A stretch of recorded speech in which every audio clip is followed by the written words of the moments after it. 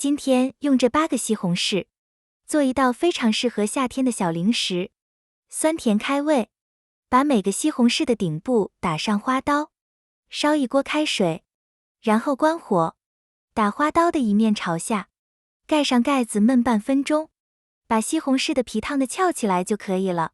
再把每个西红柿的皮去掉，用刀把根部挖出来，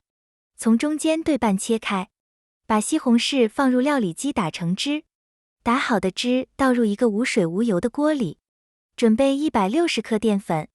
加入150克牛奶，调成淀粉液，边加边搅拌，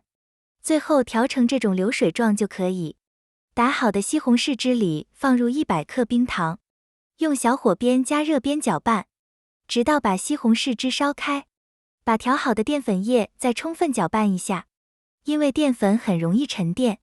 然后倒入锅里，全程用中小火加热，中间要不停地搅拌，一直熬到这种比较粘稠，而且比较透明的状态就可以。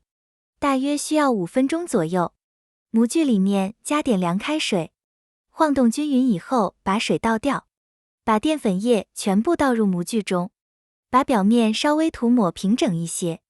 放冰箱冷藏3个小时，或者自然放凉，晾凉以后倒扣出来，先切成厚片，切的时候刀上可以沾点凉开水，再切成条，最后切成块，一份撒上椰蓉粉，另一份撒上白糖，咱们的西红柿凉糕就做好了，口感酸酸甜甜的，特别开胃。